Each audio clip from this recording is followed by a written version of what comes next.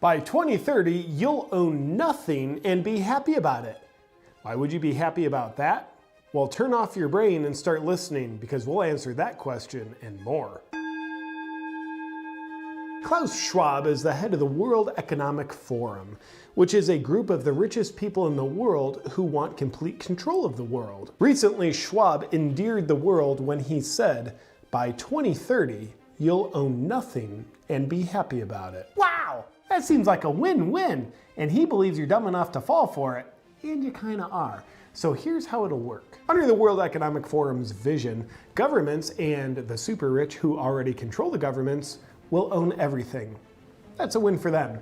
Meanwhile, you own nothing, which is a win for you, according to them. But you'll be allowed to rent things from the government that you need, like clothes, shelter, and a pacifier for your baby.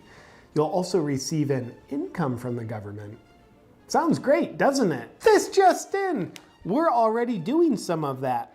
They're called stimulus checks. In this innovative vision of freedom, you'll be completely controlled by the government because you're completely dependent on the government. I smell a social credit score. Will there be a social credit score that requires you to be strictly obedient to the government in order to receive your meager rations? Like, I don't know. Does the World Economics Forum vision sound like socialism, communism, and totalitarianism? No, because they're calling it something different. The Great Reset, actually. First, let's be clear. For all of human history, socialism, communism, and totalitarianism has always worked swimmingly. It's never created super oppressed and abused people. 100% of the time, it's never done that. That's why you've always seen people from capitalist countries like the US risking their lives to flee to communist countries like Cuba. Or at least what the US used to be. And still is. Kinda. But if socialism, communism, and totalitarianism is so great, and indeed it is, why are some slightly skeptical about Klaus Schwab's agenda? Well, that question sounds like hate speech. So we'll gladly censor any attempt to even ask it. Let me first congratulate the Chicago Council on Global Affairs, because we share many, Ambassador Daldo, we share many commonalities, and I think we are kind of new mechanism which we need in the 21st century to address global issues. The World Economic Forum, and if you allow me, I will spend some time to introduce the World Economic Forum, particularly since in some way we are sister organizations. And then, as announced, I will talk more about the fourth industrial revolution, and I will also say some words about what we call now Globalization 4.0. Now, the World Economic Forum is based on the deep belief that the big issues and challenges in the world of today cannot be solved by governments alone, by business alone, by civil society alone. We need common efforts. We need collaboration. But when we talk about a stakeholder approach to address those issues, we speak not only about the three stakeholders, governments, international organizations as the first category, business as the second category, and civil society. I think we have also to engage the young generation, because the median age is 27 in our world. And the world is so fast changing.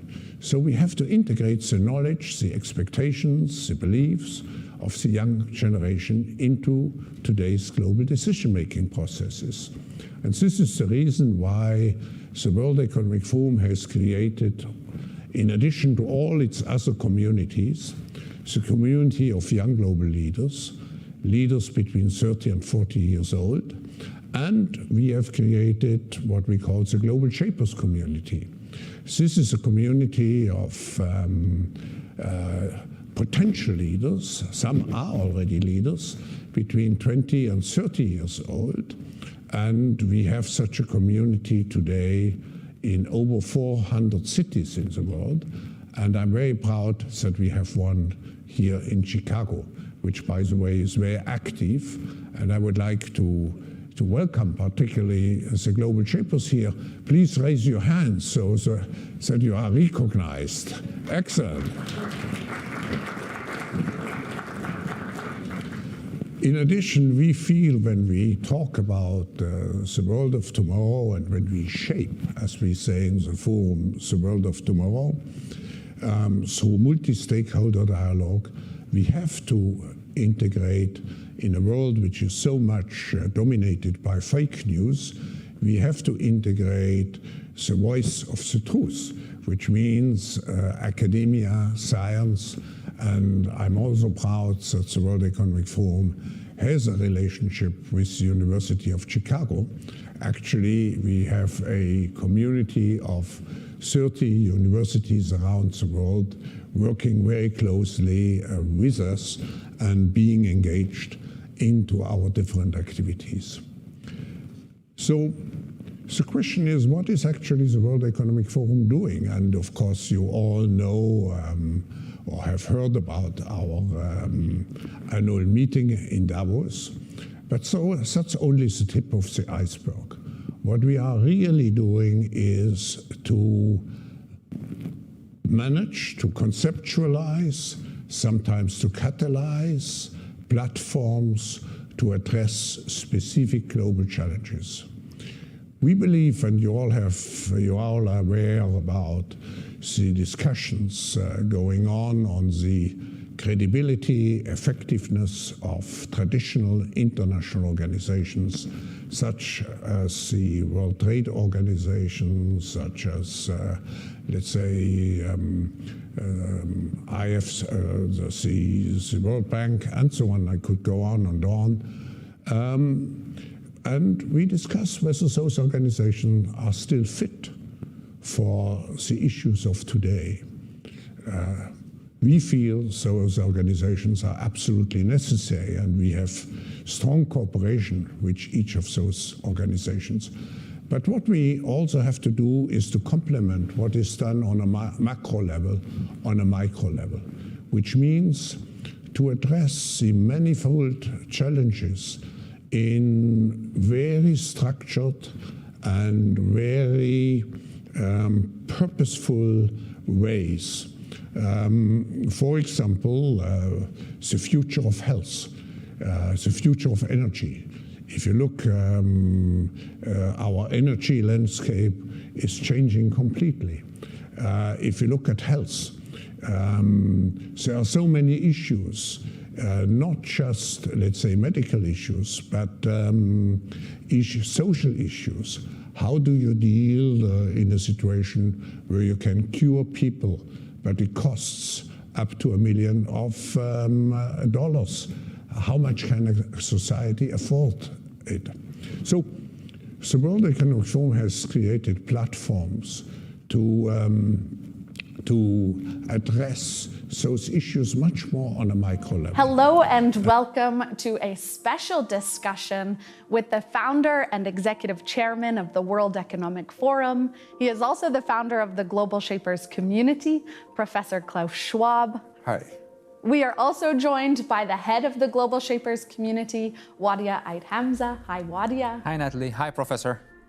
As you know, the Global Shapers community is a network of over 15,000 young people driving dialogue, action, and change in 450 hubs in 150 countries around the world. And this year we celebrate a major milestone, our 10-year anniversary. And to commemorate this moment, Wadea and I are so excited to engage with you, Professor Schwab, in a conversation about our community's progress and the course ahead. After I got out of office, I taught at Harvard, and I taught in the John F. Kennedy School of Government. One of my classes was how pro wrestling prepares you for politics, and everybody chuckled when they heard it. Pro wrestling teaches you Okay, my job as a villain was to piss people off so bad they would spend their hard-earned money to come and see me get beat.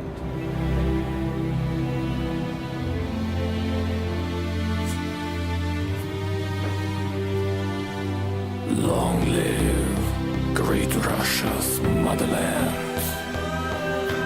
built by the people and a mighty hand.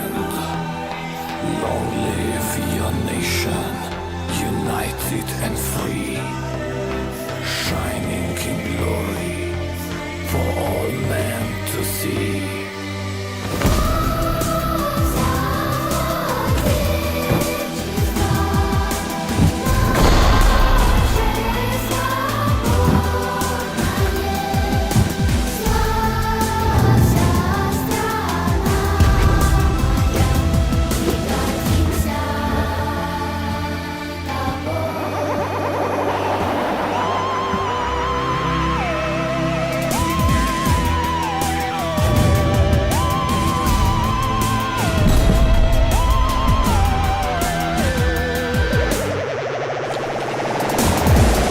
Is an important global power, and there's a long-standing tradition of Russia's participation in the World Economic Forum.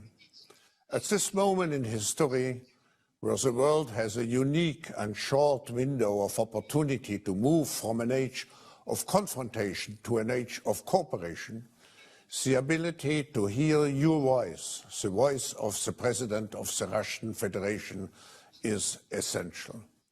Even and especially in times characterized by differences, disputes and protests, constructive and honest dialogue to address our common challenges is better than isolation and polarization.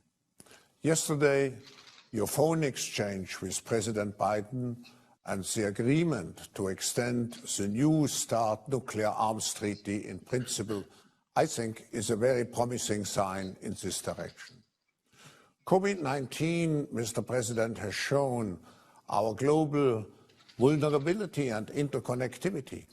And like any other country, Russia will certainly also be affected, and your economic development and prospects for international cooperation, of course, is of interest to all of us. Mr. President, we are keen to hear from your perspective and from that of Russia how you see the situation developing in the third decade of the 21st century and what should be done to ensure that people everywhere find peace and prosperity. Mr. President, the world is waiting to hear from you. Спасибо. Уважаемый господин Шваб, уважаемый господин Шваб. Mr. Schwab, dear colleagues, dear Klaus, I've visited Davos many times, assisting meetings starting from the 90s. Mr. Schwab just mentioned that we met each other first back in 1992 in St. Pete. And when I worked in St. Pete, I visited this forum many times. I'd like to thank you for this opportunity today for me to make my statement vis-a-vis the expert community which is participating in this forum, thanks to your efforts, Mr. Schwab.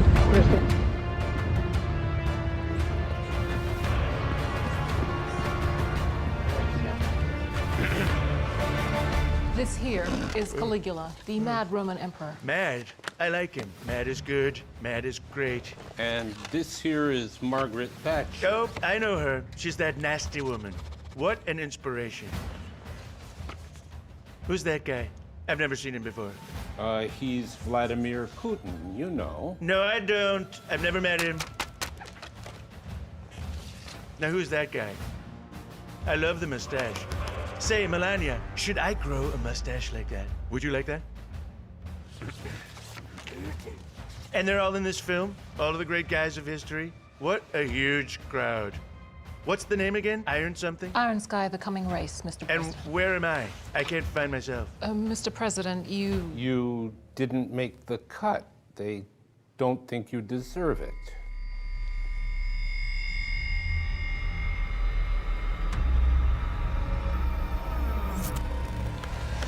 Everyone who thinks I shouldn't be in this film, outside the room. Yes, sir. What do you mean I'm not in the movie? I'm just as crazy as that guy and just as nasty as that woman. And I have a much better haircut than this guy. So good. Best hair, actually. Nobody belongs more in this movie than I do. Who do they think they are? They don't know shit, okay? None of them understand me. Nobody understands me. And let's make Earth great again. Mr. President, welcome back to this stage. Here in the beautiful Swiss Alps, and we have arranged for you the best sunshine which we can offer. We are pleased that you have chosen to join us again, this time for the opening session of the 50th annual meeting of the World Economic Forum in Davos. It is an honor to host you, Mr. President, on this very special occasion. And you have here in the room and in some overflow rooms, you have really the best of what the global business community can offer, in addition to over 300 representatives from governments. You return to Davos accompanied by a strong delegation of cabinet secretaries and senior officials is testimony to the fact that you recognize the need for America to maintain a prominent role on the global stage. Remember, we took care of a lot of people, including, I guess, on December 21st, we took care of Joe Biden because he got his shot, he got his vaccine, he forgot. It shows you how unpainful that vaccine shot is, so everybody go get your shot. It works incredibly well, 95%, maybe even more than that. It works incredibly well, and I would recommend it to a lot of people that don't want to get it, and a lot of those people voted for me, frankly. But, again, we have our freedoms, and we have to live by that, and I agree with that also. But it's a great vaccine, it's a safe vaccine, and it's something that works. I recommend you take it, but I also believe in your freedoms 100%. When you have the vaccine, people that do, and it's a very small number relatively, but people that do get it get better much quicker. And it's a very important thing to know. They don't get nearly as sick, and they get better. Lindsey Graham's an example. He said, if I didn't have this vaccine, I would have died. And you know what? I believe totally in your freedoms. I do. Bree, you got to do what you have to do. But I recommend take the vaccines. I did it. It's good. Take the vaccines. But no, that's okay. That's all right. You got your freedoms. But I happen to take the vaccine. The vaccines do work, and they are effective. And here is my thing. I think I saved many, I don't think, I know, I saved millions and millions of lives throughout the world. We could have had another Spanish flu. We could have had, in 1917, close to 100 million people died, they say. But it was really bad. And now other countries are using our vaccines and, tremendous. They're tremendously successful. You're playing right into their hands when you sort of like, oh, the vaccine. If you don't want to take it, you shouldn't be forced to take it.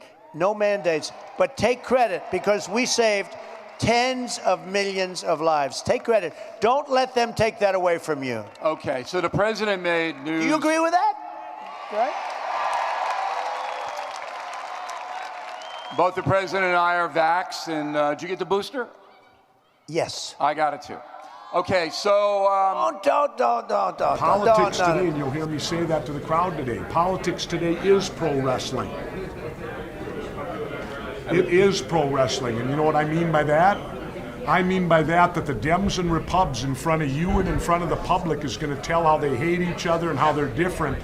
But as soon as the cameras go off in the back room, they're all going out to dinner together, and they're all buddies cutting deals. It's just like pro wrestling. In front of the public, we hate each other, we're going to rip our heads off, but in the locker room, we're all friends. Are you suggesting professional wrestling is fake? I'm suggesting politics is fake. I don't know how it will play out in November. But what we know is that we will end up with many more unemployed, and particularly also people in the grey economy, which are not counted for, who lose their jobs. So we will see definitively a lot of anger already now, but probably increased by the end of the year, because this crisis will be with us until we really have found a remedy. So we have to prepare for a more angry world. And how to prepare?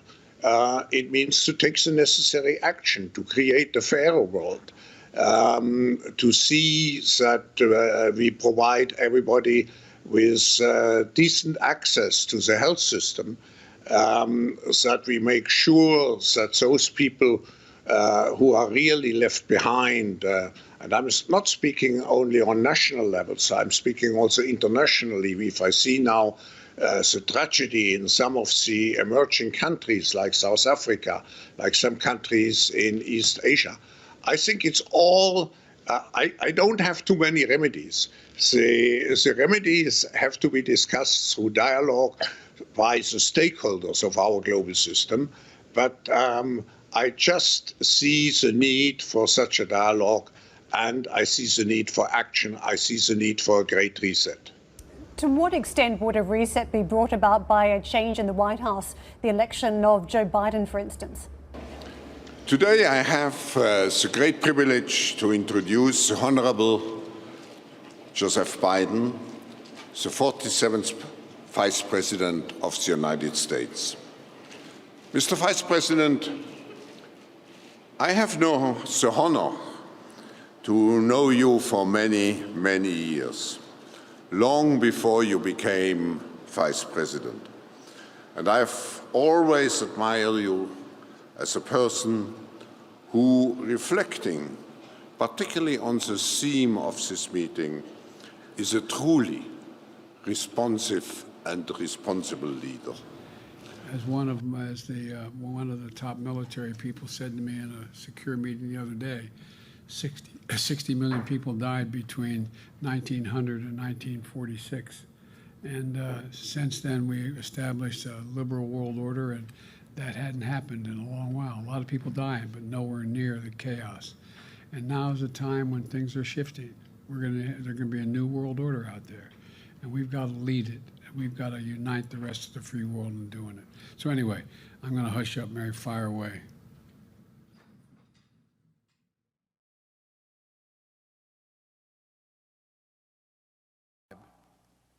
And once again, when it should be obvious, we need a more energetic national government to deal with the challenges of the new millennium: terrorism, the spread of weapons of mass destruction, pandemic disease, religious intolerance.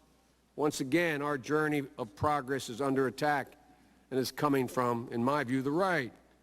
There are judges, scholars, and opinion leaders who belong to this group of people, who are good, honorable, and patriotic Americans. They believe the Constitution provides no protection against government intrusion into highly personal decisions like the Schiavo case, decisions about birth, about marriage, about family, about religion. There are those who would slash the power of our national government, fragmenting it among the states in the new reading of the 10th and 11th Amendment. Incredibly, some even argue, as you well know, people won't believe this, but some are arguing today in the Constitution Exile group, who argue that the national government has no power to deal with what's going on in the Gulf at this moment. Judge, I don't believe in a Constitution where individuals could for very long have accomplished what we did had we read it in such a narrow way. Like the founders, I believe our Constitution is as big and as grand and as great as its people. Our constitutional journey did not stop with women being barred from being lawyers, with 10-year-olds working in coal mines, or black kids forced into different schools than white kids. Just because the Constitution, in the Constitution, nowhere does it mention sex discrimination, child labor, segregation. It doesn't mention it. Our constitutional journey did not stop then, and it must not stop now, Judge. And we'll be faced with equally consequential decisions in the 21st century. Can a microscopic tag be implanted in a person's body to track his every movement. There's actual discussion about that. You will rule on that, mark my words, before your tenure is over.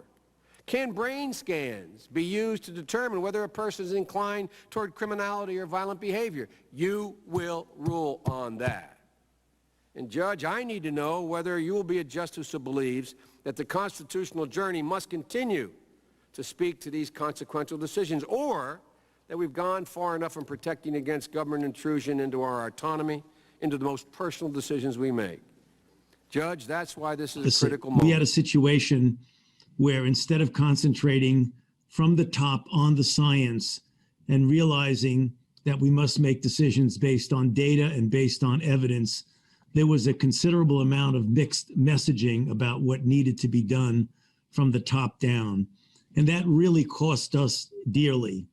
The other thing that may involve things that are going on in other countries, but certainly intensively going on in the United States, it makes it extremely problematic to adequately address a public health crisis when you're in the middle of a profound degree of divisiveness in the country. When public health issues become politically charged, like wearing a mask or not becomes a political statement, you cannot imagine how destructive that is to any unified public health message. The other thing that we learned is that some of the things about the United States specifically that under different circumstances work well, namely the federalist approach, where you have 50 states and territories, each of which are given a degree of flexibility of doing things their own way.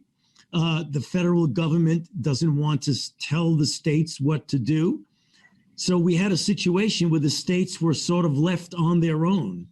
So we had a disparate, inconsistent response from one state to the other, which is antithetical to the fact that the virus is the same. It doesn't know the difference between New York and Pennsylvania, between Louisiana and Mississippi. It's all the same. Yet there was such a very, very strong differences the way different states handle it. So the lesson we learned there was we needed to have a good cooperation between the federal government and the individual locals, which we did not have. Throw out the ceremonial first pitch. Catching his pitch is Nationals pitcher Sean Doolittle. Dr. Fauci, when you're ready, it's your pitch.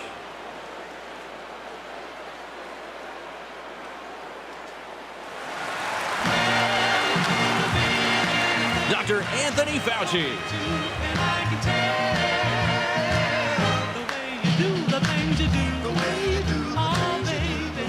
Give a warm welcome to the Prime Minister of Israel, Benjamin Netanyahu. Thank you.